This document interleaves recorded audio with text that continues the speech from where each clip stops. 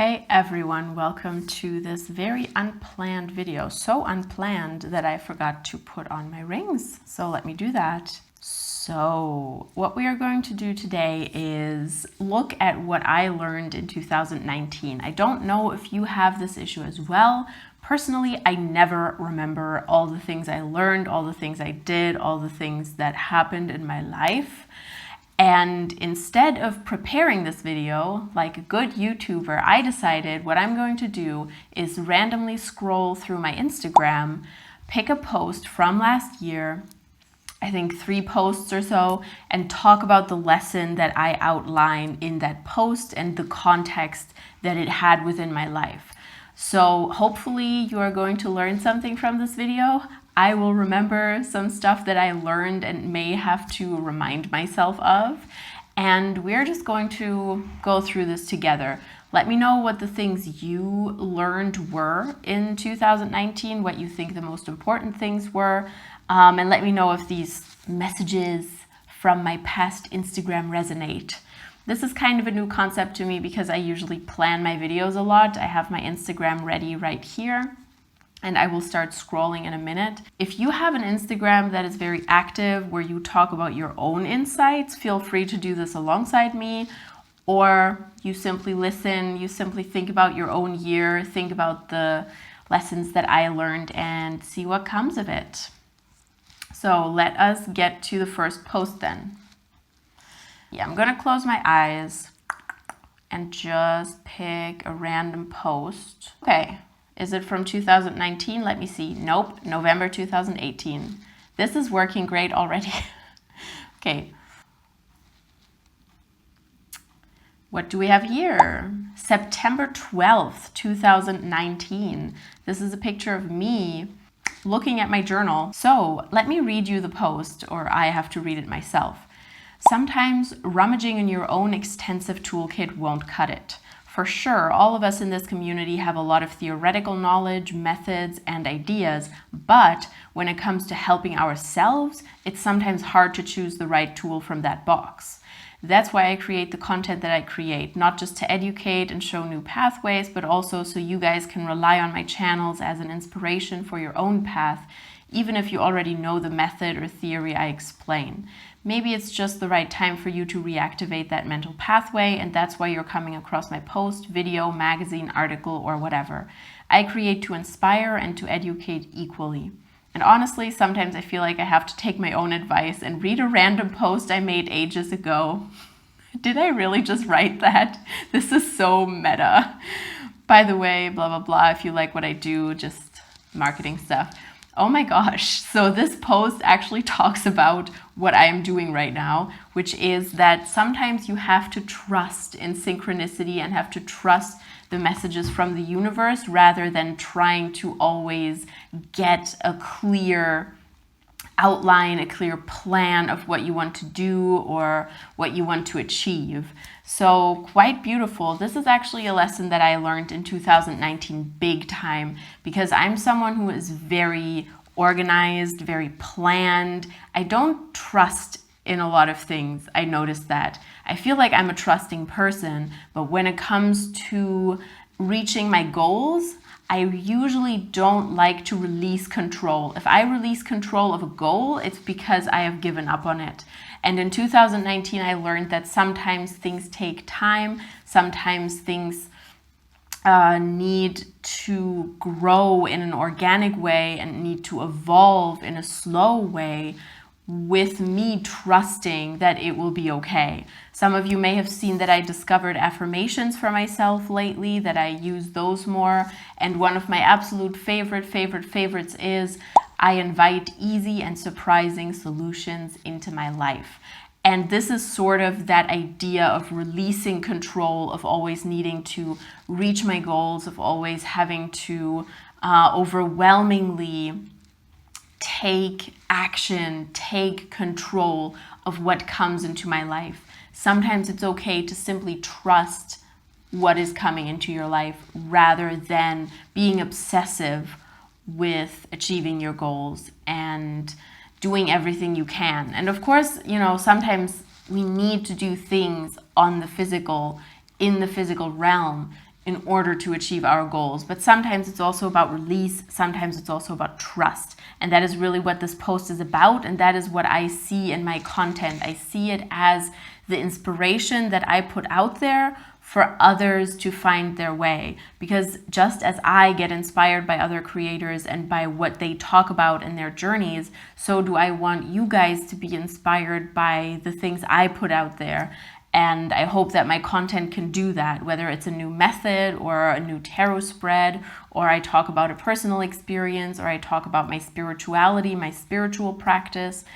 All of these things are meant to inspire you and to give you new tools that may be relevant for you. And in this post, I also talk about how even if you already know so much about all of this, about spirituality, about witchcraft, about tarot, you sometimes get to a point where you don't know what to do. And then inspiration can strike and, sometimes the messages just flow in and we have to release that need to control it all. We have to release the need to sit down, do 5 tarot spreads about an issue. Instead, simply wait for the messages to come in as the situation evolves. And that is a big lesson that I learned in 2019. Release control and allow for good things to come in, sometimes without having to obsessively control everything. Okay, time for the next post. Let me scroll randomly. Okay, what do we have? August 20th, 2019. Now, I was in America here. I was in America. Okay, so let's read the post together. It may sound negative at first glance, but whenever I feel powerless, I sternly tell myself, hey, what sort of chaos witch are you thinking like this?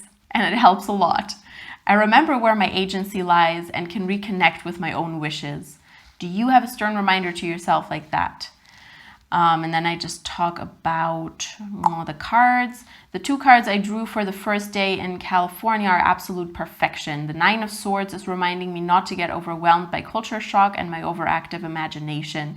The Knight of Wands has stepped forth as a reminder that I govern my actions and my days and that I have agency, even if being so far from home may feel disempowering sometimes.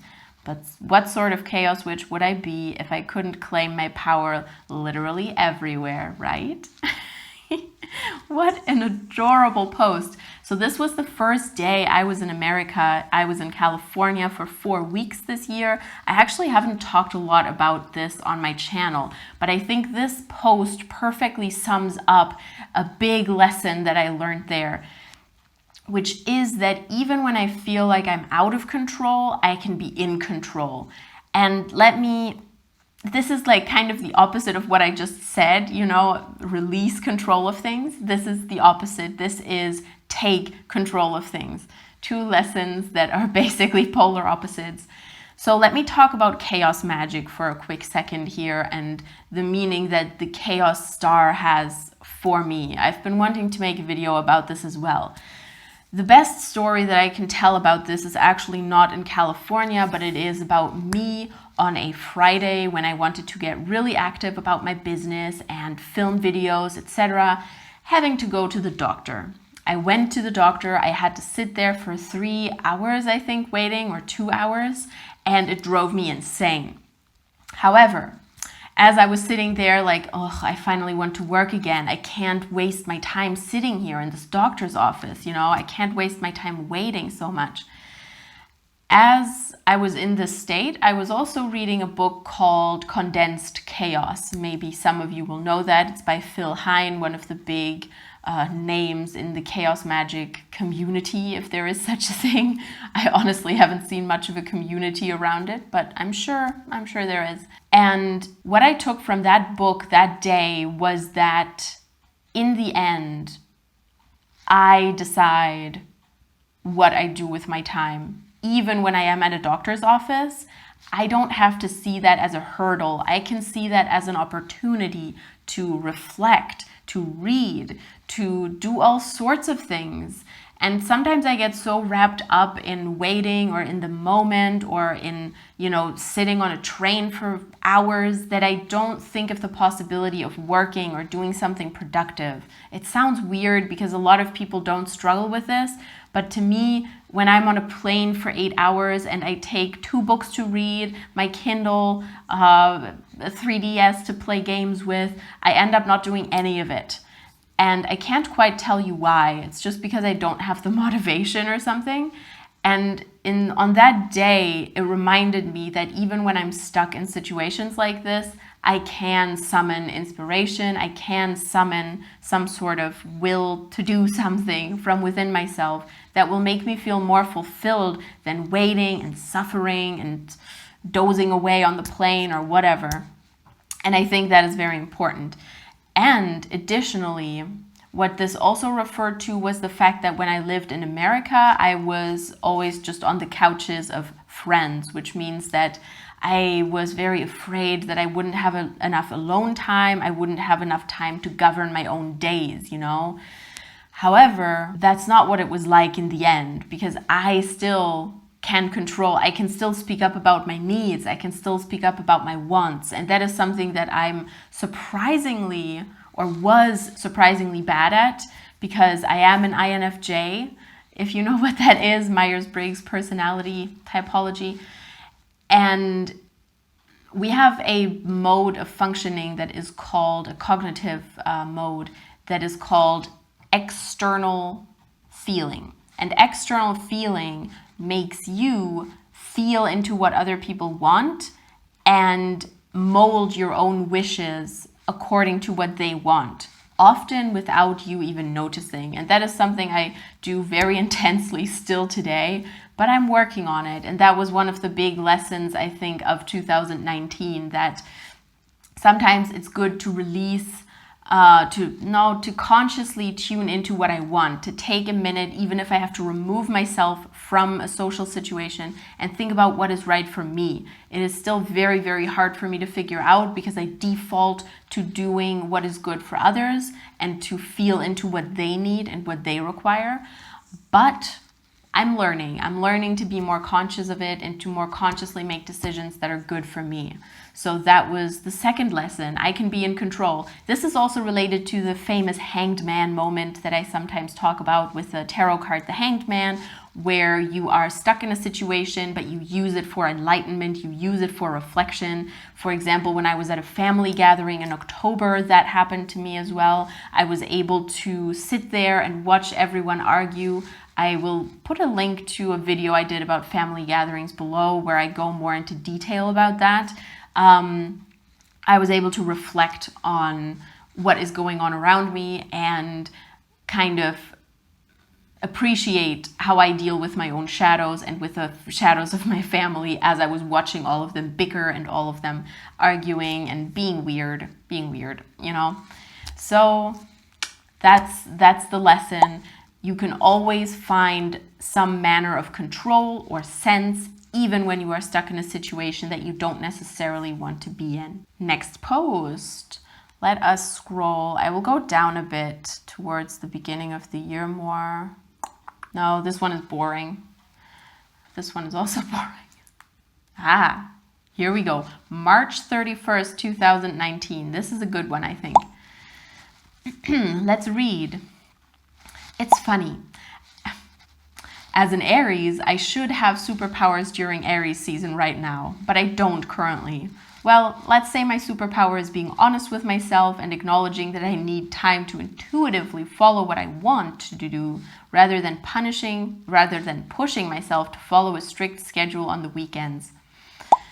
I can pretty clearly pick out when I'm doing something to dodge responsibility and when I'm doing it out of pure joy or excitement.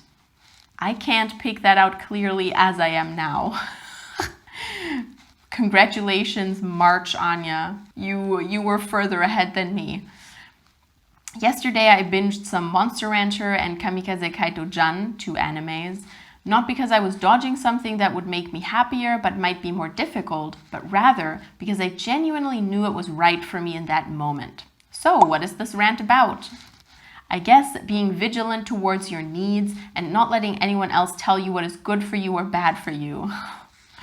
And then doing it rather than turning to something that is empty. Is playing video games or watching anime all day inherently bad? No. If you're doing it to push something else away that you should be doing to be a happier person, and I mean genuinely happier, not more productive or smarter or any silly expectations the outside world puts on us, then yes, binge watching can get in the way and you have to be honest about it. Related, I'm honestly sick of society still telling us what is a good use of our free time and what are so-called wastes of time. It's up to you to decide, and you're totally empowered to do that as a conscious being if you follow your intuition. Whew, wow, man, I guess I had that insight even back then. No, but this is a very interesting lesson that I learned in 2019. That I have a very obsessive personality. I have a very obsessive personality. What I mean by that is when I discover something that I like and that I enjoy, I go full on with it and invest too much time in it to the point where it becomes numbing. That can be a video game that I discover. That can be an anime or a TV show that I binge.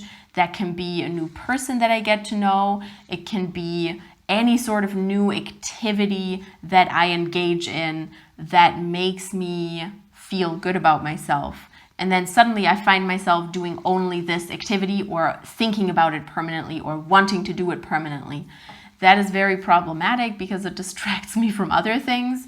And that is really what this post is about developing an awareness of when I am overly engaging with a concept, a person, a video game, a piece of media, a mindset, and when I am actually doing it in a healthy way, in a healthy dosage, if you know what I mean. Because doing something in healthy doses is very hard for me because as a child, I never really my mom never really set boundaries of what we were allowed to do, my brother and I.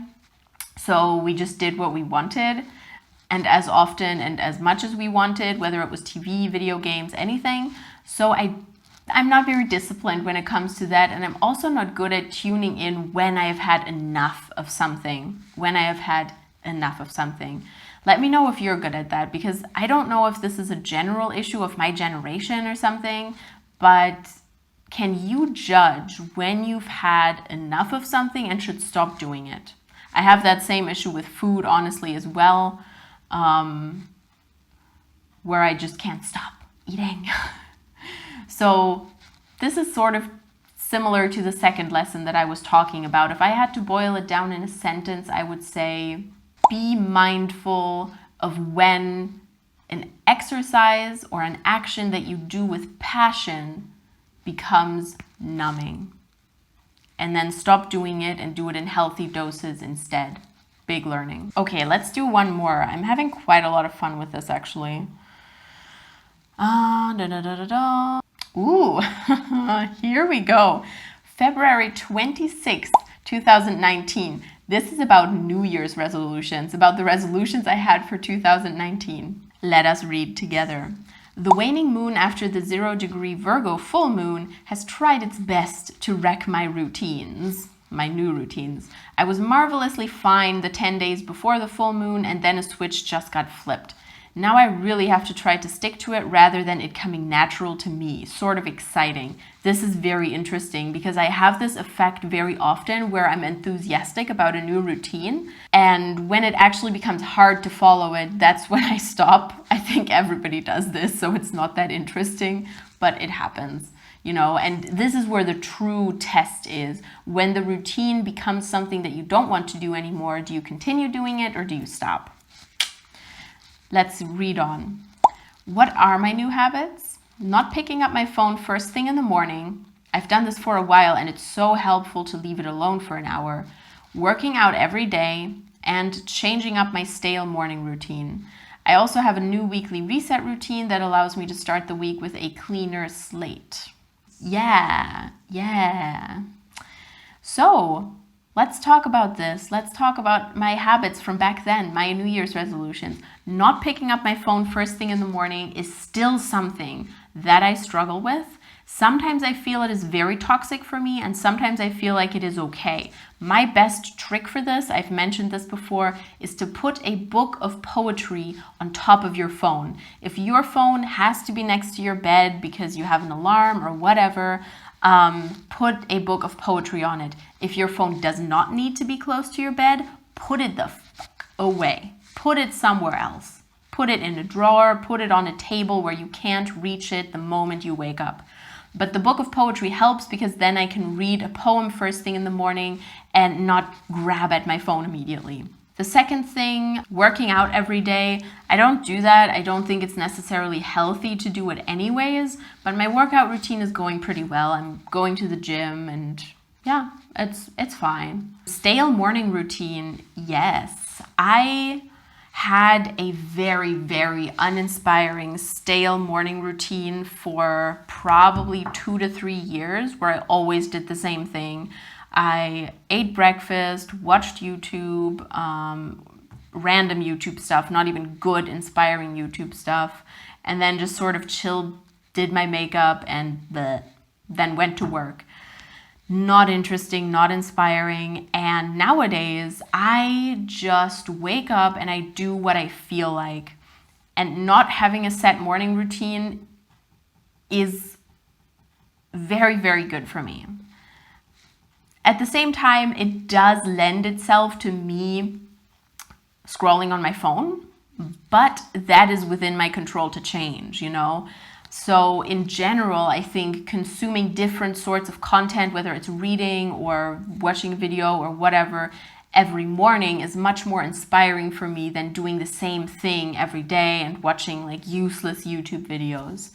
So I'm very, very glad that back then I decided to change that morning routine. Actually, I think when I posted this, I hadn't quite changed it yet. I was still in the process. So yeah.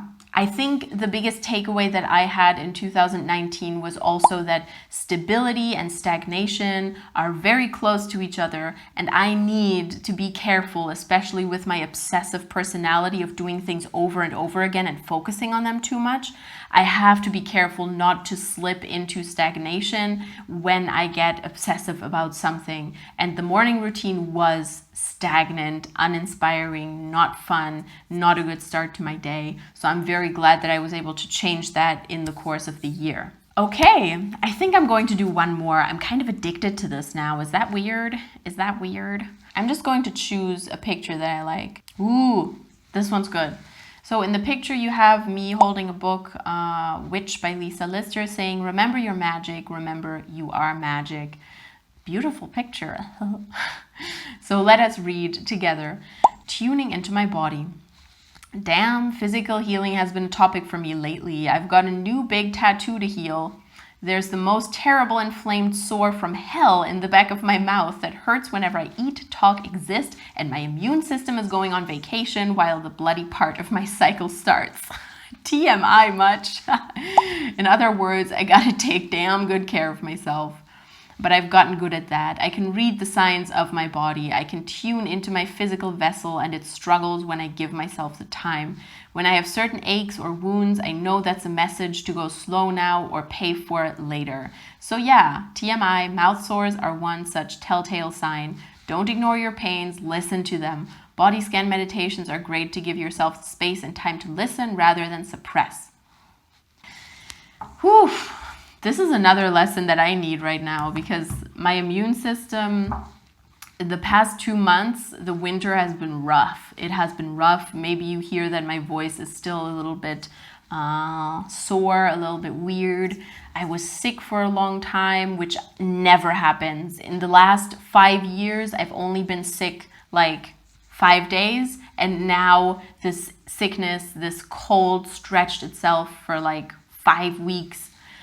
My immune system isn't doing too well, and I really need to listen to my body and its needs, but that's very hard because I have kind of a hedonistic side to me that I developed in 2019. like going clubbing and stuff like that.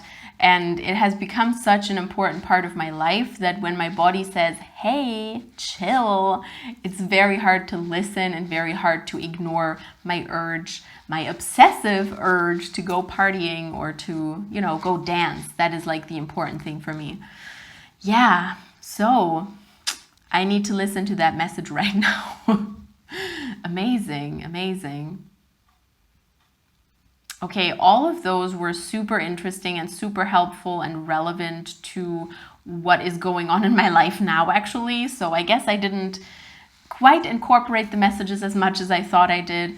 But this is my tip for you. If you have an Instagram or if you have a diary, go back, pick a random page, a random post, whatever you have, Tumblr, and read it and see what messages come through from your past self, because it can be super, super helpful and very interesting to look back and see how you have evolved in that way. So listen to your physical body. That is the last thing that I will leave you with, the last lesson that I learned in 2019. Now that I'm getting old, turning 28 in April, 3 months. So getting old.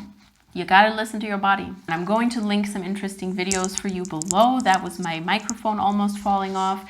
Some videos about developing spiritual strength in the new year, and other videos about tarot, etc., witchy stuff, and some insightful content, hopefully. So keep watching if you want to. If you want to dwell in my domain a little longer, feel free to subscribe. It also helps me out a lot if you like this video, so do that if you feel like it. And I hope that you have the greatest of days, the greatest of weeks, and I will see you very, very soon.